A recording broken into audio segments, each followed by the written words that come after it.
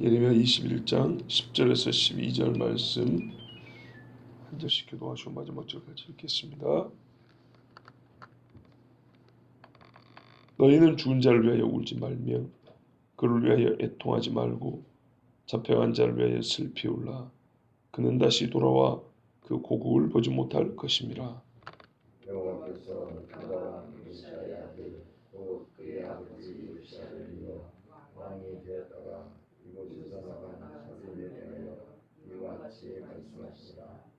그가 이곳으로 다시 돌아오지 못하고 잡혀간 곳에서 그가 거기서 죽으리니 이 땅을 다시 보지 못하리라. 아멘. 죽은 자를 위해서 우는 것이 맞고 애통하는 것이 사람의 기본 도리이고 당연한 감정의 표현이겠죠. 그런데 하나님이 죽은 자를 왜 울지 말고 잡혀간 자, 살아있는 사람이죠. 살아있는 사람을 위해서 슬피 울라 그럽니다. 잡혀갔기 때문에 울 이유가 맞긴 맞는데요. 그래도 죽은 자보다 낫지 않겠습니까? 죽어버린 거는 기회가 없잖아요. 살아있으면 무언가 기회가 있겠지만 말이죠. 근데 왜 죽은 자를 왜 울지 말고 잡혀간 자를 왜 울라 그럽니까? 그걸 한번 생각해 볼 필요가 있습니다. 물론 말씀에는 답이 나와 있습니다만은 그 답이 어떤 의미인가를 살펴볼 때 먼저 조금 그 중간에 이 문장과 그 다음 문장 가기 전에 중간에 한번 생각해 볼 필요가 있습니다. 이 말은 죽은 자를 왜 울지 말고 산 자를 왜 울라는 얘기는 살아있는 자의 신세가 죽은 자보다도 더 못하다는 뜻 아니겠습니까? 그런데 실제 있어서 죄인으로 죽은 자입니다. 의롭게 죽은 자가 아니고 죄인으로 죽은 자라면 죽은 자가 더 못하지 어찌 산 자가 더 못하겠습니까? 우리가 쉽게 표현하면 지옥 같단 말이죠. 근데 지옥 간 사람이 훨씬 험한 것이지 아무리 힘들어도 포로로 잡혀간 사람이 험하겠습니까? 그렇죠? 이 사람들 지금 재앙으로 죽은 거란 말이에요. 근데 왜 하나님이 죽은 자, 즉 지옥 간 사람을 위하여는 울지 말고 포로로 잡혀간 사람을 위하여 울으라 그럴까? 이거는 죽은 자의 입장이 아니고 산 자의 입장에서 볼 때 그런 겁니다. 죽은 자의 입장에서 볼 때는 지옥 간 게 훨씬 비교할 수 없을 정도로 불행한 일이지만 남아있어서 장례를 치르는 진짜 살아있는 사람 입장에서 볼 때 눈물이 언제 나냐 그 말이죠. 눈물. 순전히 눈물 나는 이야기만 한번 생각해 보세요. 이게 무슨 말이냐면 죽은 자가 훨씬 못한 게 맞는데 살아있는 사람, 포로로 잡혀간 사람을 위하여 울라는 얘기는 포로로 잡혀간 사람의 실상이 엄청난 고통의 삶이라는 겁니다. 어마어마한 고통이라는 걸 말해주려고 죽은 자보다 더 험하다 이렇게 표현을 쓴 겁니다. 차라리 죽는 게 낫지 이런 표현이라는 거죠. 이 상황에서는 죽은 자는 이미 걱정할 필요가 없고 슬퍼하는 것이 의미가 없는 지경이기 때문에 그렇습니다. 예를 들어볼게요. 살아있는 우리가 내가 장례를 치는 입장을 한번 생각해 보세요. 지금 울지 말라 이거는 지금 장례 치는 사람한테 하는 거잖아요. 살아있는 사람한테. 장례 치는 입장에서 생각해 보세요. 만약에 죽은 자가 죽었어요. 그것으로 모든 고통이 끝이 나면 우리 중에 5명 죽고 5명이 남았는데 그 5명 죽은 덕분에 5명 남은 사람이 복을 받게 됐다거나 평안을 얻게 됐다면 죽은 5사람을 위해서 나도 원없이 울어주겠어요. 네 덕에 우리가 이렇게 살게 됐다고. 그런데요. 그게 아니고 정성을 다해서 장례를 치러주고 유족을 위로해 줘야 되는데 이 장례를 치르기도 전에 그 집 식구의 시신이 들판에서 또 수습이 돼갖고 들어왔어요. 아버지의 무덤을 다 쓰기도 전에 아들이 칼에 찔려서 들어왔다 이 말이에요. 그럼 여러분 죽은 아버지를 위해서 울겠어요? 아직 숨은 붙어있지만 칼에 찔려서 창자가 배 밖으로 나와 있는 아들을 위해서 울겠어요? 여러분 이웃이라면, 내가 그 집 친척이라면 상당히 심각한 상황입니다.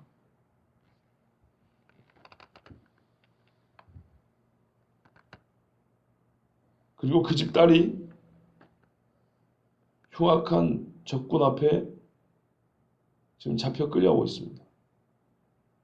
뭔 일이 벌어질지는 대충 아시겠죠? 여러분이 이웃집 아줌마예요. 내가 그 집의 작은 아버지예요. 나 우리 형님 묘를 다 쓰고 있는데 조카가 칼에 찔려가지고 이거 뭐 치료도 못하고 죽게 생겼어요. 창자가 막 이렇게 막 흘러나오는데 막 대충 묶어가지고 왔어요. 피비린내가 진동을 해요. 내가 얘 작은 아버지라고요. 네 동생 어디 갔냐 했더니 이 집 딸내미는 내가 어릴 때부터 어버저 이뻐했던 이 집 딸내미는 지금 적군의 포로 끌려가지고 묶여가고 있어요. 여러분 같으면은 죽은 형님 위해서 울겠어요? 아니면 이 집 남은 조카들 때문에 울겠어요?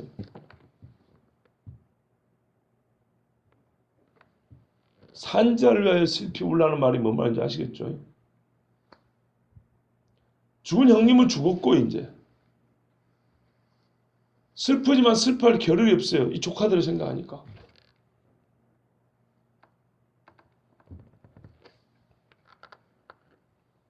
그는 다시 돌아와 그 고국을 보지 못할 것입니다. 제가 가정으로 이야기를 만드는 거예요. 그런 상황이라면 여러분은 죽은 형님을 위해서 울겠냐 아니면 거꾸로 하면 죽은 언니를 위해서 울겠냐 남은 조카들을 위해서 울겠냐 이 말이에요.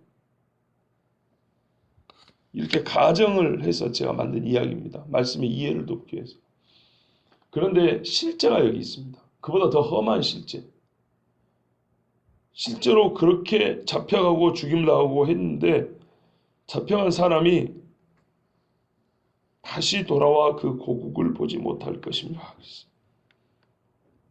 진짜 무섭고 고통스러운 이유가 여기 있는데요. 예루살렘 백성이 저 불타는 예루살렘 성전을 오늘 보고 더 이상 보지 못할 것입니다. 그들은 불타서 새까만 연기가 되었고 재가 되어서 바람에 날리는 예루살렘을 본 게 마지막 본 예루살렘이에요. 타면 연기가 돼가지고 재가 돼서 날아갈 거 아닙니까? 내가 내 눈으로 마지막 본 예루살렘이 그거예요. 그 모습이에요. 만국의 영광이라 하나님의 눈이 있고 하나님의 마음이 있고 그곳을 향해 기도하면 기도를 들으신다고 했던 임마누엘의 상징인 예루살렘이 그 아름다운 벽이 불에 타서 재가 되어 바람에 날리는 모습이 저 재가 예루살렘인 걸 내가 마지막으로 본 사람. 아니 그 예루살렘으로 내 머릿속에는 기억이 되어 있고 이게 내가 예루살렘을 기하고 있는 최후의 장면이에요. 만약에 우리 교회가 다른 이유가 아니라 우리의 죄 때문에 불이 타가지고 포크레인에 찍히고 꽃구멍에 찍히고 불을 질러서 새까만 연기가 타 올라가는 것을 내가 봤는데 내 생전에 이게 내가 본 마지막 기류의 소리의 모습이에요. 그럼 어떠시겠어요? 내 마음은 벽돌이라고 다시 쌓고 싶은 굴뚝 같은 마음인데 그 기회를 안 줘요 하나님. 내가 네 손을 통해서는 절대 교회 기초를 못 쌓게 한다. 너는 거기 끌려가서 종살에다 죽어. 이게 나와 교회의 마지막이랍니다. 뭘 위해서 우시겠어요?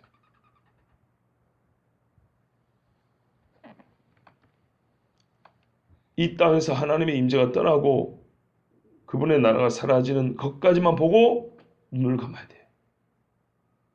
하나님이 나중에 후손들의 세대에 다시 세워줍니다. 그런데요, 이 세대인 나는 예루살렘 성전이 불타는 것을 보고 죽은 세대예요. 나는 그렇게 죽어요. 무슨 말하면 내 죄를 보고 나는 내 죄가 사함받지 못하는 그 마지막 장면을 기억에 남고 죽어요.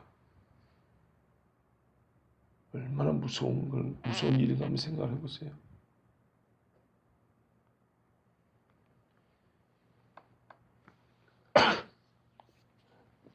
이미 죽은 자나 지금 살아있지만은 머지않아 죽을 사람들이나 영혼의 관점에서 보면 찰나의 시간차고요. 죽기는 매한가지입니다. 그런데 어떤 이는 그래도 예루살렘이 불타는 것을 안 보고 죽었어요. 어떤 이는 그 불타는 것을 본 게 내 마지막 기억으로 죽었어요. 히스기야에게 그러잖아요. 너의 죄로 말미암아 나중에 이 성전 창고에 있는 거 다 끄집어내갖고 이 방에 내가 내줘버릴 거다. 근데 네가 그동안에 내 말을 잘 순종한 걸 생각해서 너 때는 내가 그러지 않다. 그런단 말이에요. 히스기야가 제가 그거를 안 보고 죽을 수 있어서 감사합니다. 그런다고요. 어떤 사람들은 매우 이기적이라고. 지만 편히 죽으면 되냐고. 그런데요. 나 같아도 그러겠어요. 그럼 감사하지. 그러면 그게 안 감사합니까? 내 때에 그러면 망하게 해주세요. 내 눈앞에서 끌려가게 해주세요. 여러분 그렇게 기도하시겠어요? 사람과 사람이잖아요. 그죠? 교만한 게 아니고 당연한 겁니다.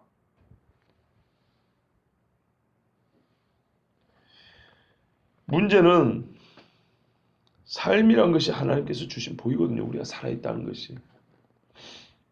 그런데 그 복된 날 중에 더 많은 시간을 최악의 사건을 잊지 못한 채 살아야 돼요.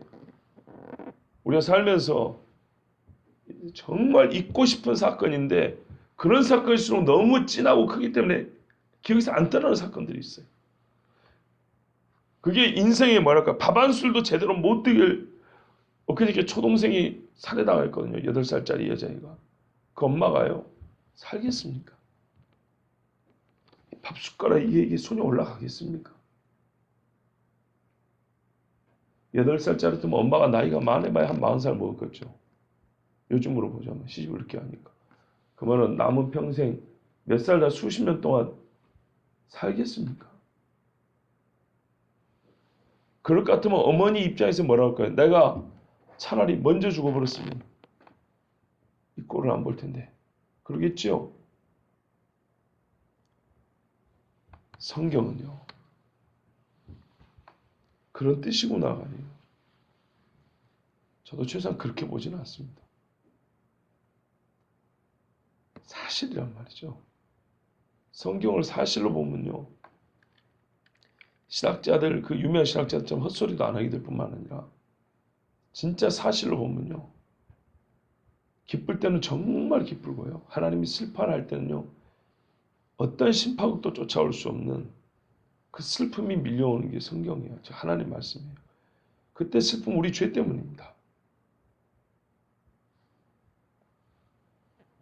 하나님이 복으로 주신 생이에요. 우리 삶. 그런데 이 복을 세상에 어떻게 살아가는데 잊지 못할 슬픔으로 남은 인생을 살아야 돼요. 근데 그 중에 하나가 뭐냐면 하나님 나라가 없어지는 거. 이 땅에 세웠던 유일한 하나님 나라가 없어지는 걸 내가 기억에 담고 살아야 돼. 죽을 때까지. 아주 실감나게 대한민국 이 많은 교회가 다 불타고 마지막 불타는 교회까지 내가 그걸 보고 그 기억을 가지고 다시 교회가 하나로 더 세워진 걸 못 보고 내가 죽어야 돼. 예수 믿는 입장에서 한때 부흥과 성장과 세계 선교를 주도했던 그것을 본 입장에서 밥이 넘어가겠습니까? 그것보다 제가 지금 말씀드린 이 가정의 이야기보다 훨씬 더 무섭고 고통스러운 게 이스라엘에 있어서 예루살렘이란 말입니다.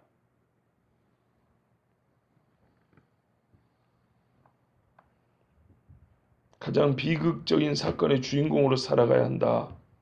그렇다면 그들 위해 울어야 되지 않겠습니까? 근데 오늘 말씀에 그 비극적인 주인공이 한 사람 기록되어 있습니다. 11절 12절을 보시면 여호와께서 유다 왕 요시아의 아들 곧 그의 아버지 요시아를 이어 왕이 되었다가 이곳에서 나간 살룸에 대하여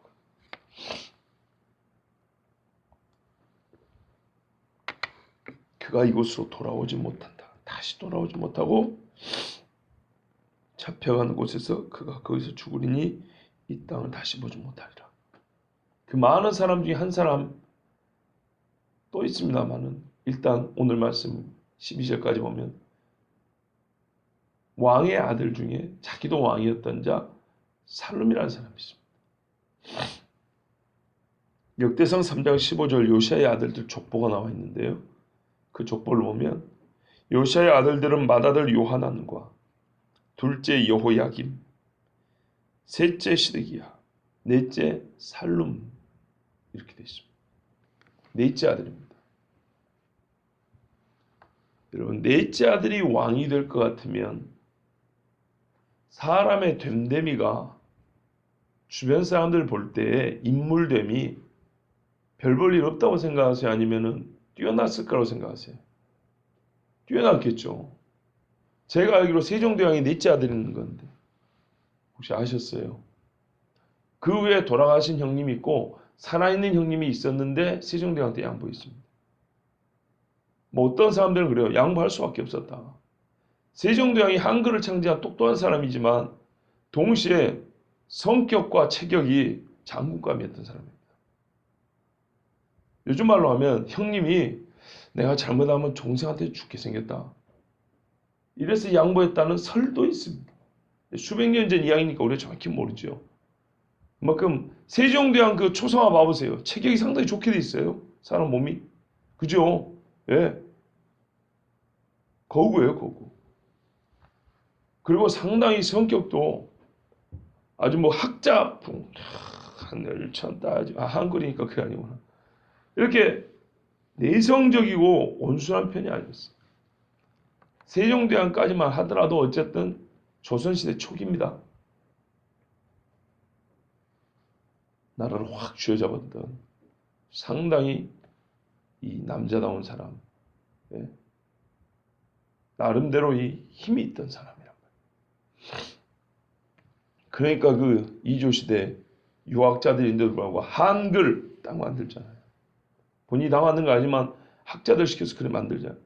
이거는 한자를 쓰던 시대에 참 어려운 이야기거든요.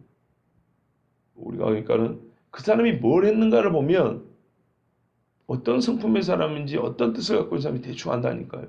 세종대왕은 아주 그 내성적이고 진짜 방에만 처박혀 있던 뭐 그런 선비 정도로 생각하면 안 됩니다. 어쨌거나요. 넷째 아들이 왕이 됐다는 것은 그만큼 어쨌든 인물이었죠. 괜찮은 사람이었다 이런 말입니다. 근데 그가 끌려가가지고 이스라엘로 못 돌아갑니다.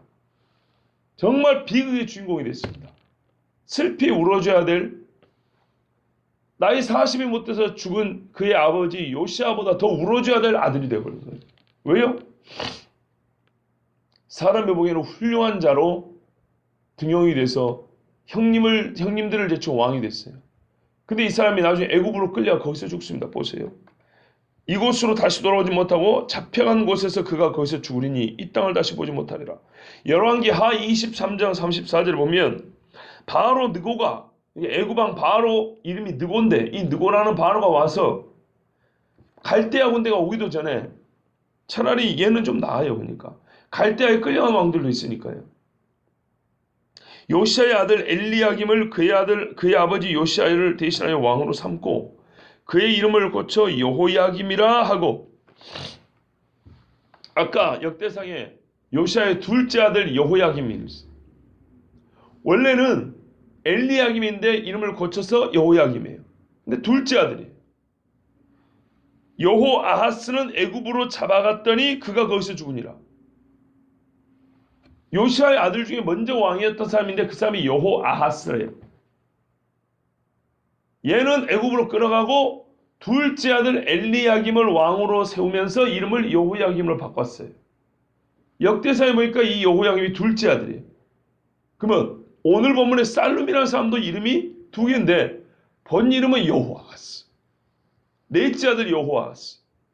넷째 아들 여호아하스가 왕에 있으면서 애굽으로 끌어가면서 너는 살룸이다 이러고 넷째 아들을 끌고 가고 둘째를 앉혔어요.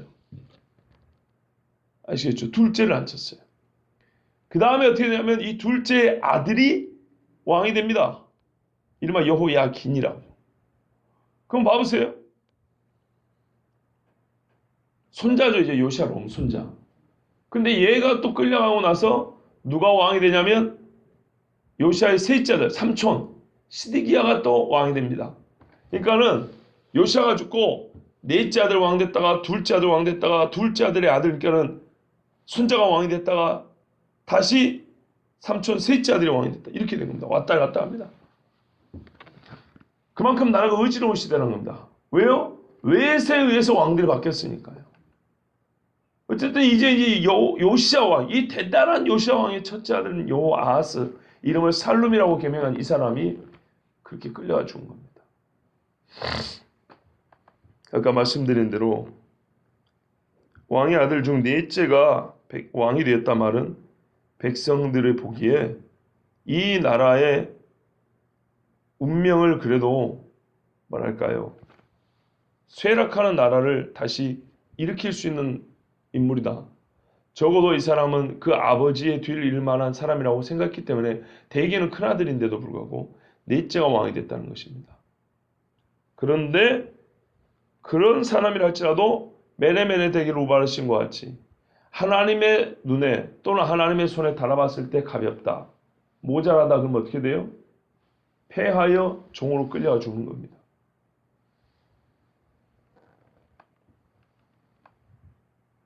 심판의 자리를 견디지 못하게 됩니다.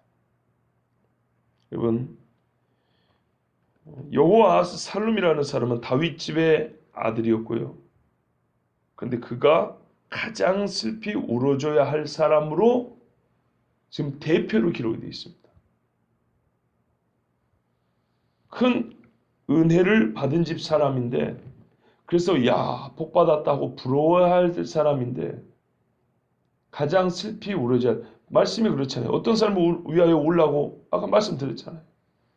근데 그 중에 예를 든 게 다윗 집, 즉 다윗의 언약을 직접 받은 다윗의 아들이 그 슬피 울어줘야 할 대상이 됐다는 말입니다. 무슨 말인가요? 죄를 짓고 난 다음에 받는 심판은요, 우리의 기대와 우리의 예상과는 많이 다르다는 겁니다. 어떤 이들은 이 인물이면 이 마지막을 다시 원래대로 돌이킬 수 있는 인물이겠다 싶어 사람의 눈에는 그리 보일지 몰라도 여호와를 경외하지 않으면 전혀 반대로 하나님의 심판을 최초로 받는 사람, 이 슬피 울어줘야 할 사람의 1호가 될 수 있다, 이 말입니다. 교회도 마찬가지입니다. 어떤 일이 힘들었지만 교회의 영광이 커져가는 초창기라 힘들었던 사람이 있고요. 어떤 일은 똑같이 힘들었지만 교회의 영광이 쇠하는 시기를 살아서 힘든 사람이 있습니다. 그래서 제가 예레미야보다는 모세가 낫다는 겁니다. 둘 다 믿음 없는 세대였거든요. 광야도 믿음이 없었고 유다 말기도 믿음이 없었습니다. 예를 들어서 그들의 믿음이 한 10이나 된다 합시다.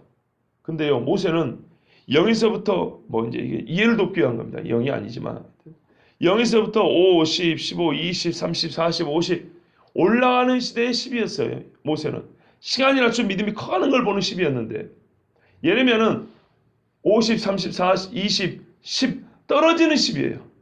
똑같이 믿음이 없는 시대인데 모세는 그래도 나 죽은 다음에는 얘들이 올라갈 걸 기대하고 죽을 수 있었는데 예레미야 때는 어떻게 돼요? 더 떨어지는 것을 지금 바라보고 외치는 시대예요. 어디가 더 슬프겠습니까? 예레미야서의 전체적인 어조를 한번 보세요. 왜 이렇게 어둡습니까? 광야는요, 사람은 많이 죽어도 예레미야보다는 훨씬 밝아요. 출애굽기 민수기는. 안 그렇습니까? 신명기 봐보세요. 훨씬 밝아요. 가나안이 눈앞이거든요. 믿음이 없는 세대가 믿음이 점점 자라서 이제 가나안이 눈앞이에요. 모세 나는 못 들어가지만서도. 예레미야는요, 자기가 갈대아의 포로 끌려가진 않아요. 그지만 가나안에서 쫓겨나는 시대예요. 똑같이 믿음이 없어 얘기는 망하는 시대를 보고 있다고요. 얼마나 슬프겠습니까? 모세의 마지막은 가나안에 들어가려고 준비하는 이 세대를 보고 눈을 감은 거였고, 예레미야의 마지막은 하나님의 아름다운 성, 정말 신부처럼 단장한 예루살렘이 불타 없어지는 것을 보고 눈을 감는 거예요. 이게 그의 마지막이었어요. 여러분 얼마나 슬픕니까? 그런데 그것도 사람이 생명의 귀천이 어디 있겠습니까마는 왕이 포로로 끌려가고요. 그도 거기서 죽어야 된다.